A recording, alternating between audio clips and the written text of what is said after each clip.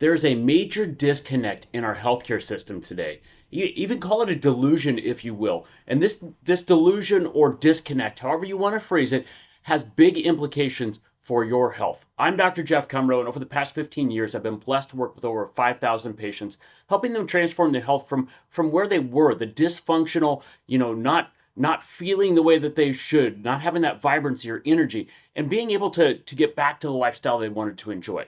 And through that, I've seen a lot of people through a lot of different states. And the sad fact is, right now where our healthcare system is, we're telling people it's normal to be dysfunctional, right? We're saying aging is a normal part of everything. And that's not only not correct, but it takes everything away. And when we look at the research dollars, all of the research dollars are being pushed into finding the genetic cause of everything, the genetic cause of cancer, the genetic cause of autoimmunity, the genetic cause of ADHD, all of these different things. But when we look at the actual care, is that how we go about things? Do we look at things and say, this is you? This is the treatment for you? No, we go with a standard of care, right? And the standard of care is not necessarily a bad thing, but it takes a lot of things out of the equation. So the standard of care is ultimately to make the system easier. Hey, this person has knee pain, let's treat them this way. This person has autoimmunity, let's treat them this way. And it does protect the patient in some ways. It keeps people from doing things that are dangerous, right? So it does protect the patient, but it makes the system way easier for the healthcare. And the big thing that we have to remember for this, the genes are the blueprint, right? The environment is what determines how that blueprint gets expressed. So it is like the proverbial contractor. It comes in and takes that blueprint and builds it into whatever. But the environment is what does that, right? So if we look at two people who have knee pain, one person has knee pain because they fell off of a roof and they landed on their leg and they tore up their knee. And we look at somebody else who has been using their knee for 30 years in the wrong way, and that led to a tear. Those are two totally different injuries. But we look at them in the same way. You have a tear, this is what we need to do. Is that right? If we're only looking at that, then that may be the right thing, right? But most people don't just have this, right? So if we have somebody who fell off a roof, that may be the only thing that they have going on. They may only have that knee pain and it was caused in an acute accident. However, the person that did not have that, the person that has gone years and years and years using something improperly, also probably has other things going on, right? Because that inflammation has infiltrated their system.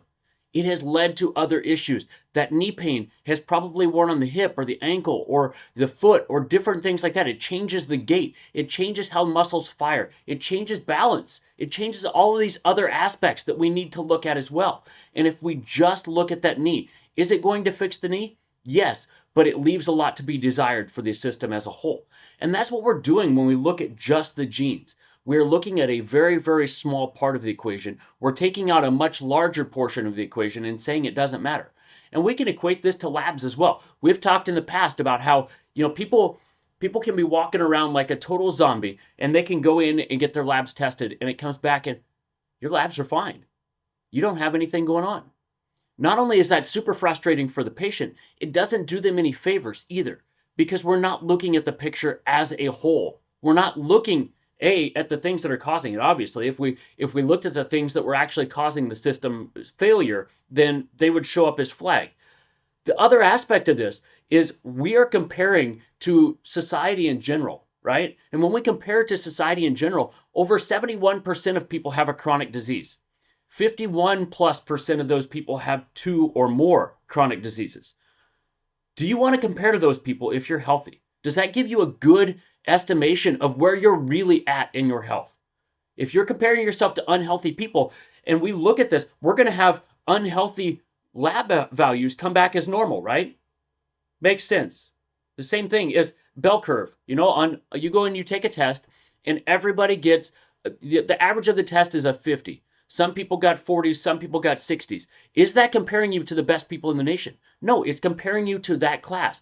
You might have moved up and gotten a B in the class because your class wasn't doing as well. Your teacher didn't set you up, or the textbook was was a mismatch or whatever it may be, whatever caused that, we're not catching it because we don't know the actual scenario, but we're not comparing ourselves to the best people in the nation. So if we go up against them, it's going to be a totally different thing. That's what we're doing in our health every single day when we start comparing to some of these other things. And it's frustrating to me because I see that stuff holding people back. I see people coming in and they've got diabetes and they've got arthritis and they've got all these other things. And they're like, I just went to the doctor and they told me I'm healthy as a horse. They told me there's nothing wrong with me. They don't see anything wrong with me. And it's hard for me to keep a straight face on that sometimes because I respect those people. Like I respect the doctors. I respect the patients. I know both of them are in a difficult scenario, but there's a serious mismatch between what we're seeing and what we're telling people there. Just because we don't see something as a practitioner, just because we haven't looked in depth enough to understand exactly what's going on and how to help that person, that doesn't do them any good to tell them they're healthy when they're obviously not healthy. And that's how we look at aging now as well, is we look at aging and we're like, well, that's normal. And that's not normal. What aging is a series of breakdowns of different systems as we go. The inflammatory system starts to kick up. Our energetic systems start to bump down. Our repair systems start to function a little less abruptly, I guess. We don't repair as well. We don't sleep as well, so we don't have that restoration. And all of our systems start to slowly break down. That's what aging is. When we look at something like a GLP-1, GLP-1s have done some great things for some people, right? When we have super obese people that really, really, really need to lose weight, I'm not totally against them. But when we look at the average person, they lose so much muscle. Some studies are saying up to 40 to 50% of weight loss is muscle loss. You know what they call that? Aging. That's what aging is, right? We start to see older people lose their muscle mass.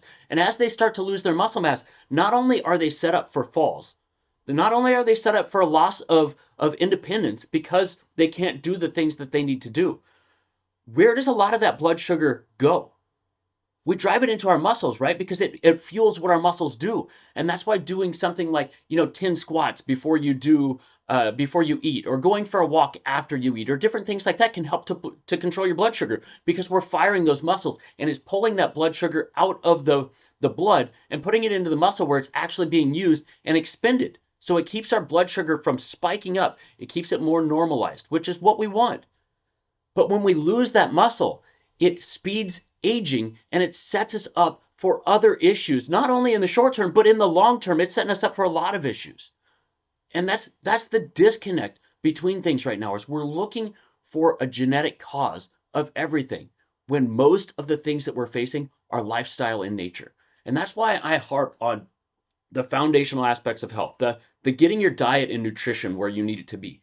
Making sure that you're getting plenty of exercise. And exercise doesn't just mean going out and walking. It doesn't mean just lifting weights. It means going through mobility work. That's where chiropractic comes in, is actually helping to restore mobility in some of those joints that aren't functioning the way that they're supposed to.